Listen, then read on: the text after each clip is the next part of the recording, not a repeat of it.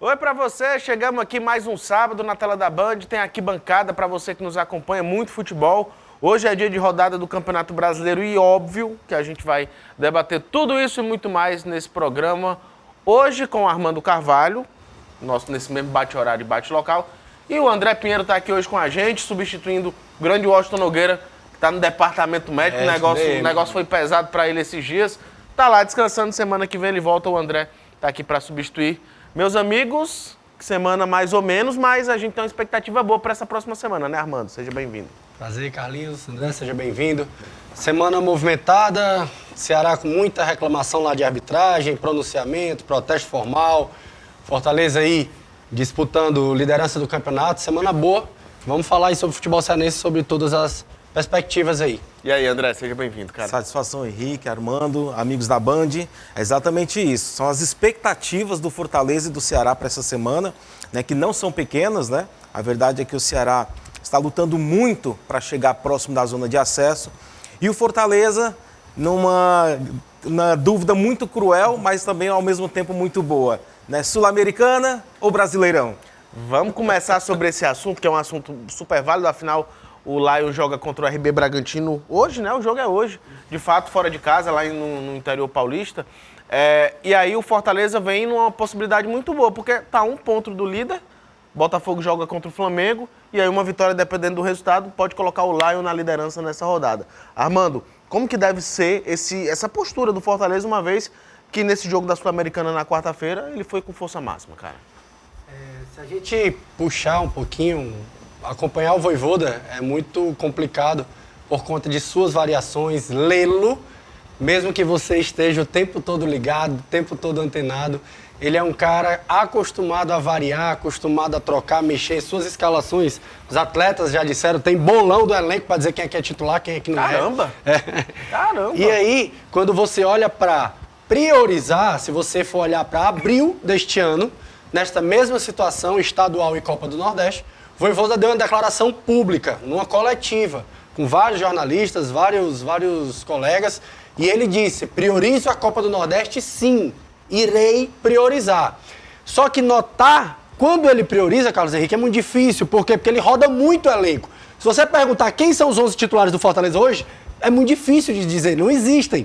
Mas que haverá prioridade, não tenho dúvida, haverá prioridade e será a Copa Sul-Americana, pois é o caminho mais fácil, é o caminho mais factível, digamos assim. O Brasileirão tem muitas rodadas, tem muito sobe e desce. Não é que vai abandonar o Campeonato Brasileiro, pelo amor de Deus, eu estou falando isso.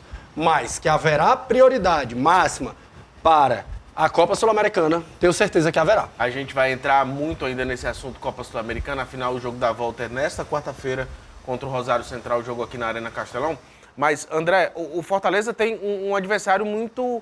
intenso, né? O Red Bull Bragantino, a gente sabe do investimento que tem por lá, a gente sabe da qualidade do elenco, mas o Fortaleza tem que botar para valer mesmo os últimos resultados, né? Tem conseguido desempenhar um bom futebol na competição e, de fato, chegar à vice-liderança não chegou à toa, né, cara?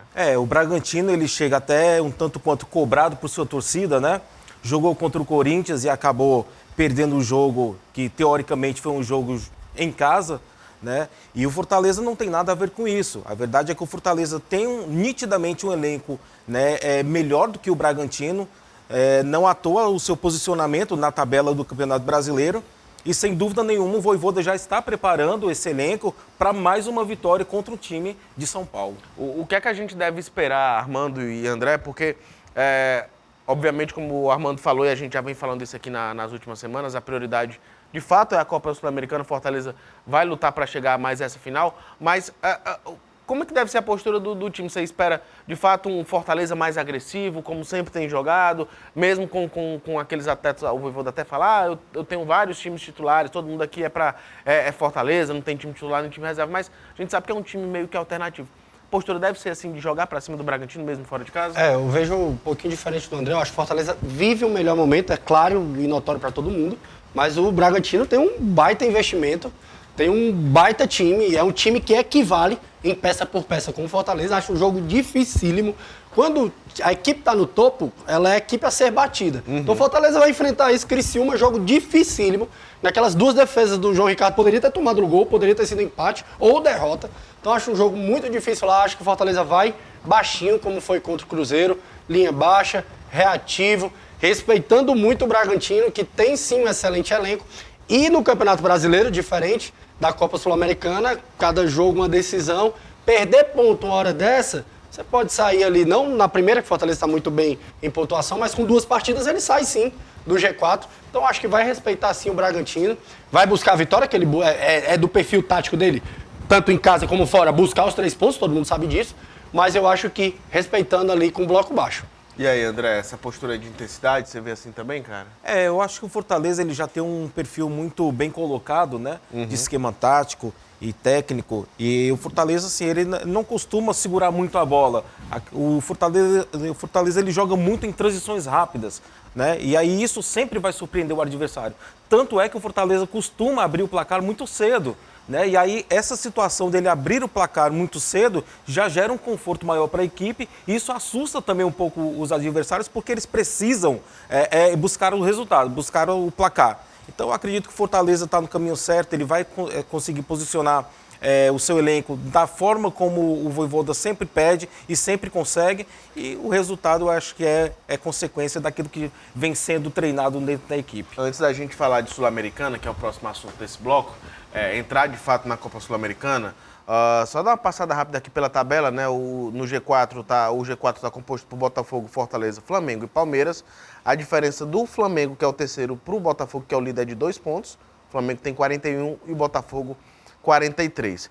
Nos jogos, nos compromissos, a gente tem Red Bull Bragantino e Fortaleza, jogo hoje às 6h30 da noite, e Botafogo e Flamengo somente amanhã às 6h30 da noite. Tem ainda o confronto do Palmeiras, deixa eu ver aqui o confronto do Palmeiras, contra o São Paulo, amanhã, 4 da tarde, no Allianz Parque. Então são clássicos, né? São clássicos da Série A, que de fato o Fortaleza, o Tricolor de Aço, precisa estar atento. Não, obviamente, eu concordo com essa ideia de priorizar uma competição à outra, afinal, como o calendário do futebol brasileiro é muito apertado, você tem que, de fato, priorizar alguma coisa, senão você não vai conseguir chegar longe em canto nenhum. Mas o Tricolor de Aço tem tudo para conseguir fazer uma campanha histórica esse ano no Campeonato Brasileiro e, de fato, lutar por título, né? A gente fala, mas o Fortaleza não tem investimento num Palmeiras, num Flamengo da vida. Não tem. Mas o Fortaleza tem amplas condições, de fato, de chegar na parte mais superior ali da tabela e, quem sabe, tá na última rodada ainda brigando por título dessa competição. Não costumo concordar com nossos colegas, a mídia do Sul, como se fala, mas o PVC foi muito feliz na fala dele essa semana, que ele diz o seguinte: é o time em crescimento. Sim. Então, independente de ser líder, vice-líder, terceiro, é o time que vem com uma sequência mais positiva e em crescimento. Dependente de uma derrota hoje contra o Bragantino, que é extremamente possível, isso não quer dizer que o Fortaleza não vai performar, não vai bem e não vai crescer na competição. Então, assim, acho que tem que aproveitar, claro, com a chinelinha da humildade. O que é a chinelinha da humildade? É justamente ter a consciência, a objetividade, a racionalidade de dizer, cara, não vou ser campeão de 2 competições. Isso não existe. Não existe nem a tríplice coroa, ganhar 2, é uma vez em 1000. Então, ainda mais nas condições do Fortaleza, para o elenco que tem. Então, acho que vai priorizar sim e continuar nesse passo a passo do Campeonato Brasileiro. Vamos falar de Sul-Americana agora, André e Armando, porque a gente tem um jogo nessa próxima quarta-feira, né? Fortaleza enfrenta o Rosário Central, depois de jogar lá na Argentina na quarta-feira passada. E tendo isso em vista, o que é que eu abordo com vocês? A prioridade da Copa Sul-Americana, né? O Vojvoda poupou na última partida antes do jogo de ida, né? Para esse jogo lá na Argentina. Consequentemente, deve poupar nesse jogo de hoje para o jogo da semana que vem. Até porque o torcedor, a diretoria e a comissão técnica sabem o quanto é importante chegar em mais uma final, André. Chegar a mais uma final de Copa Sul-Americana não é só mais dinheiro que entra, mas é mais prestígio, é mais casca e é mais, é mais força para um grupo em formação ainda, né, cara? Você chegar nas finais de uma competição sul-americana não é para qualquer um, mas também não significa que você vá vencer a competição. mas tem um grande significado, que é um significado de um crescimento, de uma estabilidade, de um clube, como o Armando falou, que vem crescendo, né, a cada tempo, a cada temporada que passa. E isso é muito importante para o nosso futebol. Né? Assim, é como ele falou, o reconhecimento, não só a nível nacional, mas a nível internacional, por Fortaleza, isso já é realidade. Né? Então, hoje o Fortaleza é uma equipe que se pode dar o luxo de dizer que está disputando, né, uma competição internacional, sul-americana, e está entre os principais clubes do Brasil. Né? Então, sim, tem tudo para realmente chegar em mais uma final, né? E quem sabe dessa vez a gente tirar a sorte grande de ser o campeão, não pela sorte em si, né, mas pela competência da equipe. E a gente falava, né, Armando, o quanto isso é interessante. Relembrando um pouquinho, no ano passado eu achava que o Fortaleza ia bater a LDU fácil jogando lá na final da Sul-Americana.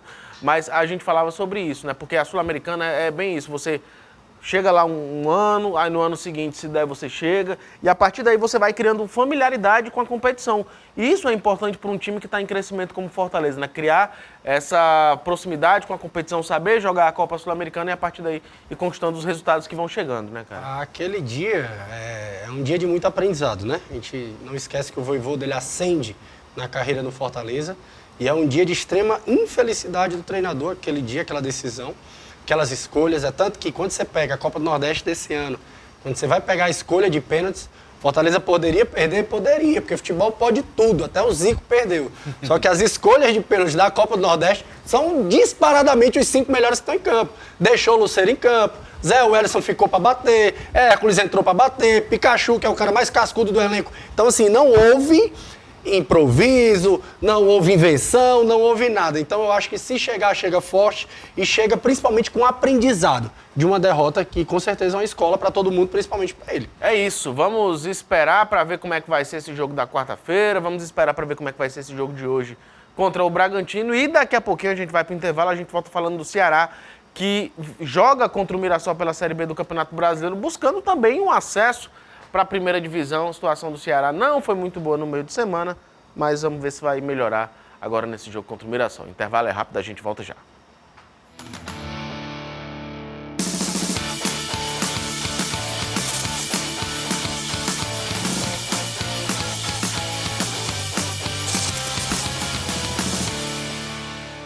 Aqui bancada de volta para a gente falar de Ceará, que jogou contra o Goiás nesse meio de semana e perdeu 2 gols de goleiro. Mas antes da gente entrar no jogo propriamente dito, o Washington, André e Armando, o Washington lá falando mal de mim. André e Armando, vamos entrar no cone da rodada, que a gente volta agora falando, nossa parceria com a Apigona, botar o conezinho aqui do lado, porque a gente foi às ruas logo depois desse jogo, entendeu o que é que o torcedor achava. Olha o cone aqui, ó. Olha o cone aí, garotinho. Entendeu o que é que o torcedor achava, porque, de fato, foi falta de competência misturada com má sorte. Penso dessa forma. Mas daqui a pouquinho eu vou ouvir a opinião de vocês, porque a gente lançou a enquete nas ruas, né? A gente lançou a enquete nas redes sociais do Instagram da Band Ceará e tivemos um resultado. Solta aí na tela, Vivi, pra gente ver primeiro o cone da rodada. Ficamos entre Eric Pulga, Recalde e Matheus Bahia. Matheus Bahia vence com 50% essa votação no nosso Instagram. O Armando até perguntou, mas o Eric foi mal, não sei o quê, foi o Cone? Eu achei que foi. A gente lança, eu, o Washington, o Armando. Mas quem venceu foi o Matheus Bahia. Foi justo? O que é que vocês acham dessas atuações, Armando? Uma partida que o Ceará faz um bom primeiro tempo e cai, né? Uhum. Acho que entre os 3 ali, acredito que é uma boa escolha, assim. Perdeu, todo mundo para Cristo. É o Pedro Augusto do Ceará, Perdeu, todo mundo para Cristo, então vamos apoiar essa escolha. E aí, o André? Cara, eu realmente prefiro não opinar com relação ao Cone, mas assim, falando do jogo em si, o Ceará achei que foi competente na primeira etapa, na segunda teve uma queda, né? Mas infelizmente a incompetência acredito que tenha sido da arbitragem. Daqui a pouquinho a gente fala mais sobre arbitragem, sobre o jogo. Porque vamos ver o ícone, quem foi escolhido pelas redes sociais o melhor da partida. Adivinha? Olha aí na tela ali, ó. Tadeu, goleiro que marcou 2 gols. A gente vai entrar nesse mérito, mas eu acho que ali foi meio que para tentar ajudar ele com a torcida, né? Tava precisando. Tadeu fez 2 gols de pênaltis e garantiu a vitória do Goiás em cima do Ceará. Vamos ver o que é que a galera disse nas ruas? Torcedor do Ceará, torcedor do Fortaleza, todo mundo falou sobre essa vitória do Goiás em cima do Vozão. Olha só, o cone da rodada, eu fui às ruas, olha só. A gente tá com um quadro aqui, cone da rodada da Piguana. Segura o cone aqui, segura o nosso cone. Diz uma coisa, Tomás, se você pudesse dizer, não só do Ceará, mas do Fortaleza. O Fortaleza vai jogar jogar pela Sul-Americana agora, também jogou pelo Campeonato Brasileiro. Quem seria o melhor ícone do Fortaleza nesses últimos jogos, o melhor jogador da partida, você poderia dizer? Não, eu acharia que o melhor da partida, todos eles jogam bem, né? Mas o jogador que eu acho melhor é o Moisés. Moisés tava apagado, tá? Não? Tá, não. Agora o cone, pra quem você daria o cone, o pior? O pior jogador do Fortaleza é o Marinho. Marinho, tu não gosta do Marinho, não? Não joga nada não, só é o cai, só é caindo. É o Neymar do Sertão? É, o Neymar do Nordeste. E esse Ceará, sobe ou não sobe? Não, mas ali não existiu não, aquele... Pois é, disseram que foi um pênalti meio injusto, né, cara? Não existe não. Primeiro, o pênalti, o jogador bateu o pé no outro, 2 toques não voga. E o segundo pênalti, ele foi falta e ele não marcou o VAR. O VAR que é o ladrão, né? O VAR que é o ladrão? É, o ladrão é o VAR. Você deixaria sua carteira perto do VAR? Deus me livre. Aí você não queria que o Ceará subisse, não. Não, eu queria que os dois times do estado eram melhor, né? Mentiroso! Tu acredita aí, Ranilson?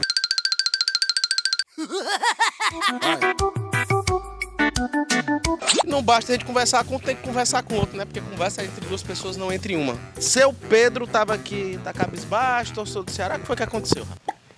Rapaz, eu acho que o defeito muito grande do juiz ali. Foi roubo? Rapaz, muita gente tá dizendo que foi. A opinião própria do Pra senhor? mim, eu acho. Acha também? Acho. Tem um cone aqui, do cone da rodada. Quem seria o jogador que o senhor diria é o pior jogador do Ceará, principalmente nesse jogo de ontem? Rapaz, foi o Puga. Você não gostou do Puga, não? Não. Por quê? Não, porque ele não fez quase nada, não. Cisca, não faz nada. É. E quem jogou bem? Aquele rapaz que jogou o primeiro gol, como é o nome dele, que eu me esqueço. 2 horas depois. Tem que saber o quê? O nome do jogador do time dele, né? É, aí não sabe, não? Não. Como é que é? Ailon. O Ailon, ele tem dias bons e dias ruins, né? É, até assim é o Puga, né? Também do mesmo jeito, né? Você falou Ailon, o melhor, e Puga o pior. Ailon, o ícone, e Puga o cone. Esse Ceará sobe ou não sobe? Pergunta do milhão. Não, acho que não. Por que, cara? Vamos sentar aqui, vamos conversar. O que é que o Ceará não sobe? Muito feio. Mas o Ceará tá pertinho do G4, não tá não? Tá assim. E não precisa do G4 pra subir? Precisa jogar bem umas 2, 3 partidas, né? Precisa jogar bem, né? É. Mas vamos torcer pro Ceará subir, né? Seria bom, né? É claro, né? Se subir Eu sou Ceará, né? E se o Ceará subir, qual vai ser a comemoração? Aí eu vou tomar umas 2. Valeu, Pedinho. É nóis. Tamo junto. Cone da rodada, a Piguana, aqui na tela da Band. É nóis. Lembrando que semanalmente você pode ajudar a gente, junto com a Piguana, a escolher o cone e o ícone da rodada. Sempre depois do meio de semana, do jogo do meio de semana, a gente coloca a enquete nas redes sociais. Traz o cone e leva ele pras ruas para saber a opinião do torcedor. Você sempre aqui com a gente, nos ajudando a entender melhor o jogo. E por falar em entender melhor o jogo, vamos falar desse jogo de ontem, meus amigos. Vamos nos aprofundar um pouco mais, porque tá o cone aqui do lado. Porque a gente até imaginava, como o André falou, e o Armando também citou isso, que o Ceará ia fazer um bom jogo, né? Logo com esse primeiro gol lá no primeiro tempo e tudo mais. O Eric Puga até começou a correr um pouquinho, começou a fazer algumas jogadas, Armando. Mas a gente viu que quando houve um empate, o Ceará meio que caiu. E esse é o problema que a gente tem encontrado nessa Série B, né, cara, do Ceará? É um primeiro tempo muito bom, muito reativo, né? Usando ali a profundidade, Puga, conseguindo ali fazer uma transição rápida. E aí o pênalti consegue, eu acho que dar uma desestabilizada. O Ceará precisa estar mais focado, Série B, a gente comenta bastante, é um campeonato muito igual, muito duro, de muita pegada. E não pode sair do jogo da forma que saiu. Eu acho que não vejo um crescimento do Goiás na segunda etapa, não vejo que o Ceará foi empurrado para trás, mas vejo mesmo que houve uma queda. A gente sempre comenta esse paralelo. Foi o Goiás que foi muito bem empurrando o Ceará para trás ou o Ceará que se desconectou ali e saiu? Eu acho que uma queda do Ceará. Segundo tempo bem abaixo do que pode entregar, das peças que a gente sabe que tem. E, claro, toda a confusão da arbitragem, 2 pênaltis por si só numa partida já é algo muito difícil de ocorrer, já é algo assim extremamente raro. E aí o Ceará se perde, eu acho que, não sei se um pouquinho psicologicamente, e sai aí, consegue sair da partida e não performar mais no segundo tempo. Isso é interessante da gente falar, o André, porque o Tadeu, quando ele fez o primeiro gol do Goiás, ele saiu pedindo desculpas ali pelo gol que ele havia tomado, né? A gente nota nas imagens, se o Michel conseguir voltar um pouquinho, que no cruzamento ali na hora do gol do Ceará, não nesse lance não, um pouquinho antes, Michel, na hora do gol do Ceará, o Eric Pulga vem pela esquerda, consegue limpar e cruza baixo. Só que o Tadeu, ele meio que pega a bola e solta. E aí ele meio que, eu fui culpar, ó, ele pega a bola e solta. E aí o gol do Ailon, abrindo o placar para o Ceará. Eu não quero acreditar que isso aconteça, ainda no futebol brasileiro, mas que marcar um pênalti pro time da casa para meio que limpar a barra dos caras, não sei se isso acontece, mas que tudo isso foi bem mal observado, eu acho que foi, né, cara? De fato foi mal visto, né? E assim, abre-se um leque para diversos tipos de interpretação, né? Mas a realidade é que, de fato, o Ceará tentou jogar uma boa partida. Primeiro tempo se destacou, conseguiu fazer o gol, né? Mas o Ceará, Henrique e Armando, ele tem tido um problema seríssimo, que é a queda de rendimento na segunda etapa e no finalzinho da partida tentar se livrar de tomar uma virada ou um gol de empate. Isso tem sido sempre dessa forma, né? Então, assim, o Ceará precisa atentar para uma situação dessa, porque é uma Série B muito complicada, muito difícil. É uma equipe que é sempre cobrada para se ter um acesso novamente à primeira divisão e ele não pode ficar nessa intermediária de sobe, não sobe, chega ou não chega na zona de acesso, né? Então, se o Ceará, de fato, tem esse objetivo, o que ele tem que atentar é construir um placar e saber se defender e não ficar acuado. É ele ir para cima, é ele colocar suas linhas à frente e não ter esse medo, esse recuo e ficar sempre esperando que o adversário não faça o gol no final da partida. Aproveitar também para o Ceará que a distância ainda não está tão grande, né? O Ceará tem 29 pontos, é 7º colocado, e o América, que é o 4º, tem 33. Então, 4 pontos aí separando o Ceará do primeiro dentro do G4. E aí, vamos entrar um pouco mais nessa questão dos pênaltis. O Michel, o Armando... Michel lá em cima, a voz da consciência. Armando e André. Porque a gente tem as imagens separadas aí dos pênaltis, vou pedir para o Michel botar, um clipezinho separado que a gente tem, para a gente analisar. Primeiro de tudo, esse pênalti aí marcado, o primeiro pênalti aí... O primeiro não, já é o segundo pênalti aí, né? Que já é na volta. Esse segundo pênalti aí marcado pro Goiás. A gente vê toda a construção da jogada, né?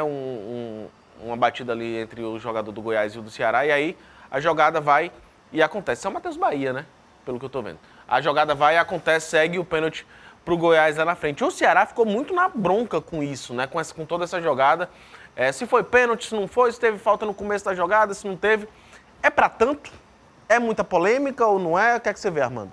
Cara, eu acho que ambos os lances são lances amplamente discutíveis, né? Então, quando eu acredito essa crise de VAR, de arbitragem, a forma que estão aplicando a regra. Quero aqui fazer uma meia-culpa, livrar um pouquinho o árbitro, porque quando você deixa o negócio amplamente aberto, eu tenho a minha visão, o André tem a dele, o árbitro tem a dele, o VAR tem a dele, e aí cria essa confusão toda. Então, o lance da mão, a gente pode aqui discutir se foi ou não foi, a gente vai dizer no primeiro lance que em vários lances desses já não foram dados pênaltis. Sim. Só puxar, pegar as imagens, tá aqui, ó, a mesma coisa não foi. E outros lances é pênalti, então isso é por conta da interpretação. Eu acho que quanto mais objetivo você escreve, tocou, parou, ponto. Não tem o que A, B, C pensa. É fato. Tocou, parou, não tocou, parou. E aí eu acho que é discutível. Eu acho assim, o Ceará, ele se sente prejudicado. Eu acho que, pra mim, o lance que foi mais gritante é o 2 toques do goleiro. Eu não sei se a gente vai ter essa câmera aqui, que é um ângulo de trás que depois captaram. Na primeira cobrança que a bola pega um pouquinho no calcanhar, eu acho que o lance da falta é discutível, mas eu acho falta. Agora, se há um roubo completo, não sei, eu acho discutível. E o segundo lance, os 3 lances, pênalti, falta e segundo pênalti eu acho discutível. Acho que o toque na câmera de trás, na câmera frontal de trás, um pouquinho pegando no calcanhar, isso sim é um erro, acho que grave do VAR, porque o VAR ele só tem 2 coisas para analisar no pênalti. O goleiro sai da linha, Ou se ele dá 2 toques. e a batida. Não tem mais nada. O VAR não tem mais nada para analisar. Não tem um leque de opções. Ele só tem que olhar se o goleiro ok, o goleiro pisou na linha. Segundo ponto, se a bola saiu certinho. E ele nem chamou o árbitro. Eu acho que isso foi um verdadeiro absurdo. E aí, André? Mão é indiscutível, né? E agarrar o Galhardo dentro da área também é indiscutível. É para ser marcado pênalti. Agora, Eu falo discutível, André, porque tem muitos lances que a gente coloca Sim, aparelho, sim. hora é, hora não é. é verdade, exatamente. Agora, você permitir que seja validado o gol, né? O goleiro do Goiás batendo e dando 2 toques na bola, a regra é clara, ela disse que não é permitido, né? E outra coisa, o pênalti que foi marcado naquele agarrão ao Galhardo, a origem da jogada é nitidamente uma falta. Né? Então, assim, nem para chamar, o VAR chamou. Né? Então, é exatamente esses 2 momentos em que a gente diz que o Ceará foi prejudicado, de fato, e aí eu acho que é super válida a manifestação da diretoria do Ceará para lutar por esses direitos de rever uma situação dessa, né, do Ceará. Não sei em que pé que está essa situação, mas acho super válida essa manifestação, não só pelo Ceará, mas que fosse qualquer outro clube. O jogo contra o Mirassol é hoje, 5 horas da tarde. Jogo esse na Arena Castelão e o Ceará tem mais uma oportunidade de se aproximar do G4 da Série B do Campeonato Brasileiro. Vamos torcer para que isso aconteça, para que essa briga não fique muito desproporcional daqui para o fim da competição. Reta final do nosso programa, né? Falta um minutinho aí para a gente encerrar. E eu queria, Armando e Washington... Armando e André, estávamos eu, Armando e Washington nessa semana na Arena Castelão gravando a chamada do Arquibancada, que você vai ver aí durante a nossa programação. A partir da próxima semana eu acho que a gente já está com ela pronta. E aí tinha um grupo de crianças lá fazendo uma visita no Castelão e a galera começou a Band, o pessoal da Band.